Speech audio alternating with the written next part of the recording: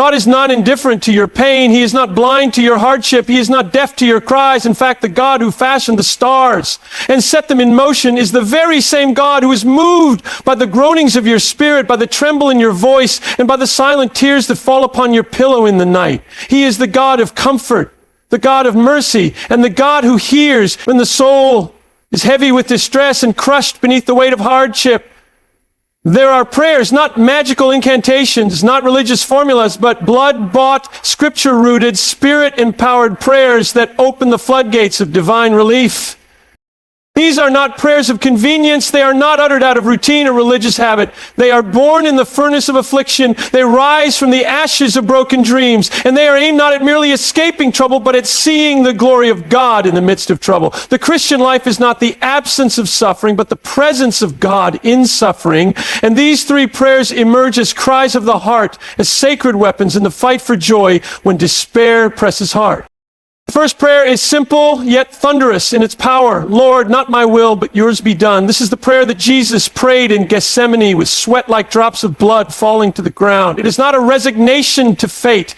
It is not passivity. It is surrender, not to defeat, but to divine sovereignty. It is the prayer that bows the knee to a God who is wiser than we are, who sees what we do not see, who works what we cannot understand. When distress clouds your mind and hardship threatens to overwhelm your soul, the temptation is to demand answers, to insist on immediate change, to grab control. But there is deep, soul-relieving freedom in laying it all down and praying, not my will, but yours be done. Because when we pray this way, we are not giving up, we are giving in to the loving hand of our Father, who does all things well. This prayer does not erase the pain. It does not always bring a change in circumstances, but it brings alignment. And alignment with God's will is the only place where peace resides. Jesus, in the darkest night of his earthly life, facing the full fury of God's wrath for sins he did not commit, prayed this prayer. And in that prayer, there was no panic. There was purpose, there was submission, and there was victory. When we echo that prayer in our own agony, we are not being crushed. We are being carried. The heart that prays, not my will, but yours be done, acknowledges that God is not a tyrant to be bargained with, nor a genie to be manipulated. He is Father, he is King, he is Shepherd. And even when the rod and the staff feel heavy, they are guiding us through the valley, not abandoning us in it. This prayer reorients the soul from self-centered despair to God-centered trust. It teaches us to loosen our grip and lift our gaze. And in doing so, it brings relief, not always from the hardship itself, but from the choking illusion that we must fix everything, understand everything, or carry everything. The second prayer that brings relief from distress and hardship is the cry of desperation, clothed in humility. Lord, have mercy on me. It is the prayer of the blind man on the road. It is the cry of the tax collector in the temple. It is the wail of the Canaanite woman for her demon-tormented daughter. It is not a demand, it is a plea. And it is this plea that pierces the heaven. Life becomes unbearable when the soul is weary and the spirit is crushed. We must throw ourselves not upon our merit, but upon mercy. Mercy is God's kindness to those who deserve wrath. Mercy is not earned, it is given. And when we ask for it, we are acknowledging that we have no claim on relief, no entitlement to comfort, no leverage with God, only a need that runs deeper than we can express.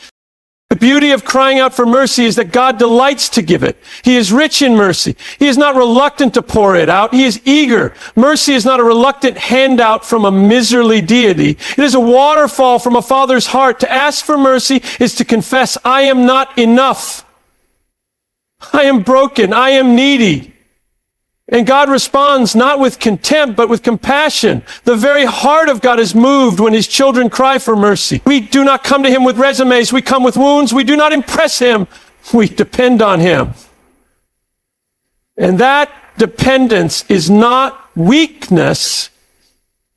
It is worship. Relief from distress does not always come in the form of immediate deliverance. Sometimes mercy looks like strength to endure another day. Sometimes mercy looks like peace that surpasses understanding in the middle of a storm. Sometimes mercy is the presence of God when the problem remains. But always, mercy meets us. It finds us and it holds us.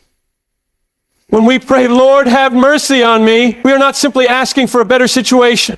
We are asking for a deeper experience of the God who sustains us. And then there is a third prayer. It is not lofty or poetic. It is raw and often uttered through tears. Lord, help me. This is the prayer of Peter as he sinks beneath the waves. This is the prayer of the Father who says, I believe, help my unbelief. It is the groan of the heart that can no longer articulate full sentences, but clings to one desperate appeal for aid. This prayer does not pretend to have it all together. It is not rehearsed. It is not polished, but it is real, and it is heard. When the bottom falls out of life, when the pressure mounts beyond human endurance, and when even the most eloquent prayers fall silent, Lord, help me remains. It is the prayer that trusts not in its own strength, but in the power of a God who rescues. Help is not just a hand to hold, it is a power to deliver. The God of the Bible is not merely sympathetic, He is sovereign. He does not merely weep with you, He works for you. And when you cry, Lord, help me, you are drawing upon the infinite resources of heaven for the needs of a finite and fragile life. This prayer is not a sign of weakness in faith. It is the sign of living faith. Because faith is not the absence of struggle. It is the presence of dependence. It is not the boast of certainty. It is the cry for aid. We often think strong faith looks like stoicism, like unwavering resolve in the face of trial. But biblical faith is often messy. It is often weak, but it clings, it calls, it begs, and it believes that the God who said, call upon me in the day of trouble, I will deliver you, and you shall glorify me, means what He says. Lord, help me, is the prayer that silences pride and exalts grace. It places all hope in the one who is our refuge and strength, a very present help in trouble. And though the timing of the help may differ from our expectations and the form of the help may surprise us, the help will come. Because God cannot lie. He cannot fail, and He cannot forsake His own. When these three prayers rise from our hearts, not as formulas, but as lifelines, they bring relief, not because they change God's mind, but because they align our hearts with His purposes. They remind us that we are not alone, that we are not forgotten, that we are not powerless. Relief in the Christian life is not always the removal of pain, but the arrival of presence, the felt, sustaining, comforting, guiding presence of God. And when that presence floods the soul, the distress may remain, but it no longer dominates. The hardship may persist, but it no longer defines.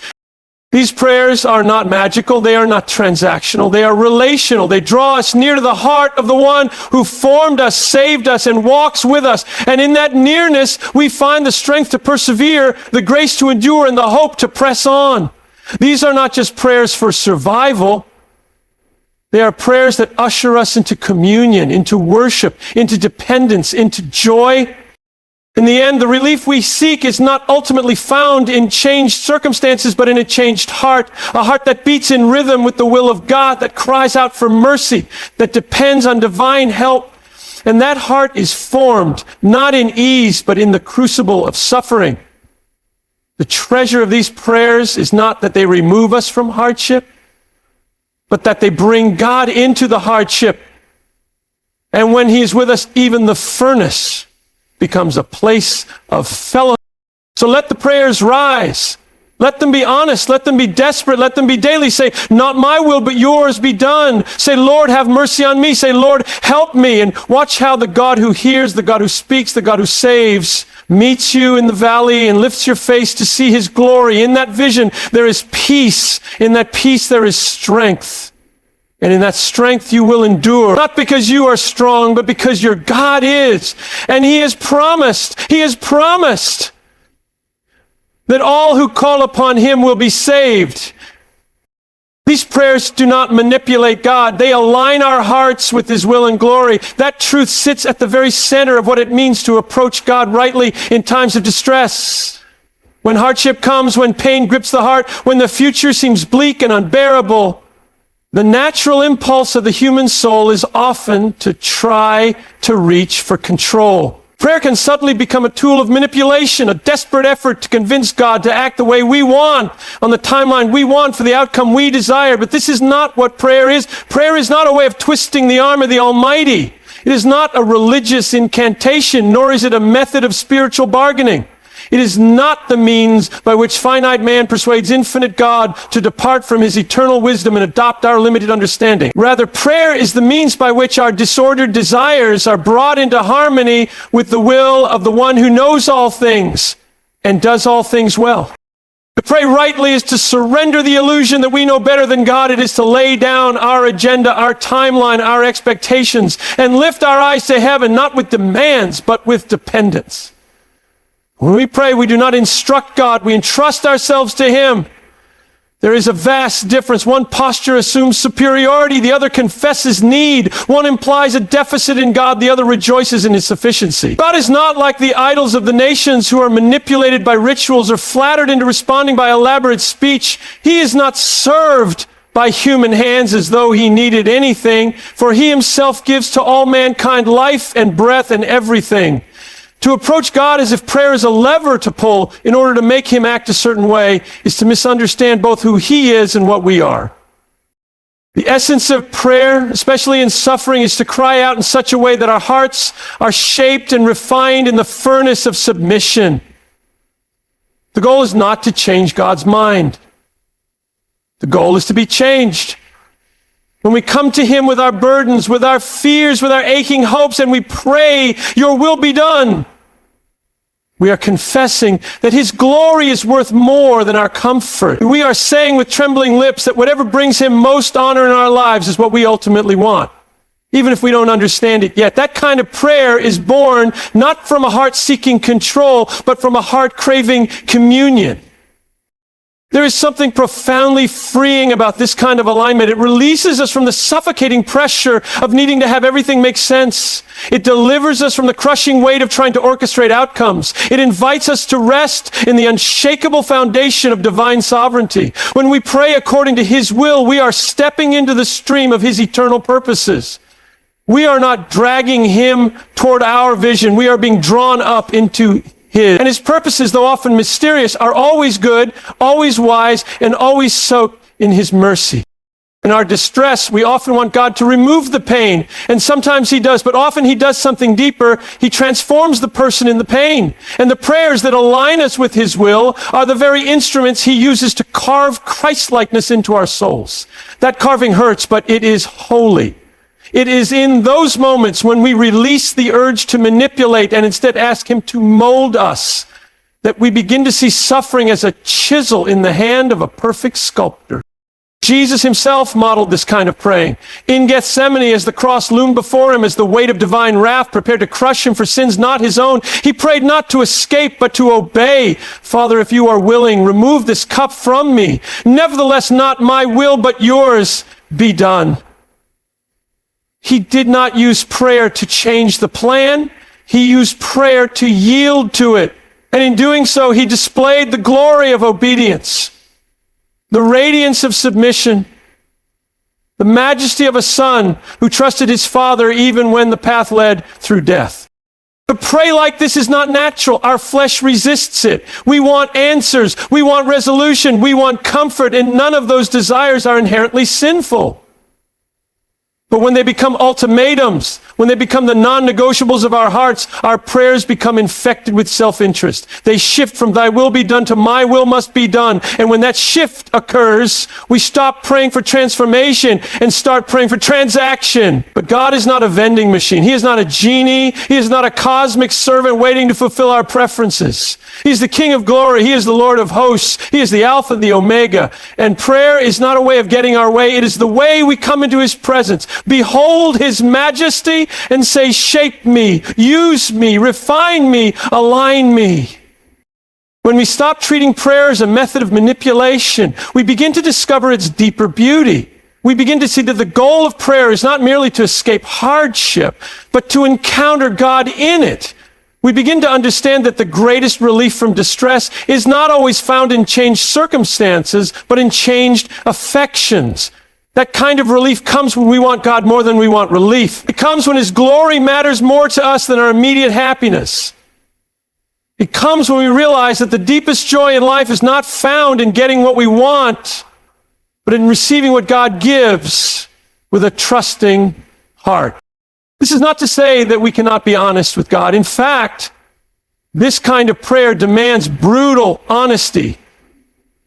The Psalms are filled with cries of anguish, pleas for deliverance, expressions of despair, but they almost always resolve with a declaration of trust, a surrender of self, a reaffirmation of God's goodness.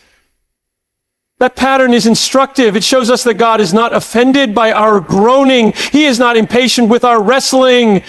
But He does call us to move from self-pity to surrender. He calls us to walk the road of lament all the way to the foot of His throne. When we learn to pray in this way, we begin to see the difference between relief and escape. Escape wants to avoid pain at all costs. Relief comes from knowing that even in the pain, we are not alone and not without purpose. Escape runs from the fire. Relief walks through the fire with the presence of God. And that presence is more precious than gold refined by fire. It is better than answers. It is better than ease. It is better than comfort, because it is the presence of the one who made us, the one who saved us, the one who loves us with an everlasting. These kinds of prayers do something profound in the soul. They make us holy. They kill pride. They produce humility. They deepen faith. They awaken joy not rooted in circumstances. They bear fruit in patience, endurance, gentleness. They magnify Christ. And they glorify the Father, because when the world sees a Christian who suffers but still sings, who weeps but still worships, who pleads but still submits, the world sees a God who is worth everything. It sees a Savior who satisfies. It sees a treasure greater than the treasures of Egypt. This kind of alignment does not come in a moment. It is a lifelong process. It is forged through thousands of prayers, prayed in weakness, tears cried in silence, and battles fought in the dark. But over time, those prayers begin to rewire the heart. They begin to shape the affections. They begin to change what we love and how we love. And that is the true miracle of prayer. Not that it changes God, but that it changes us. Not that it bends heaven to our agenda, but that it lifts us up into the purposes of heaven.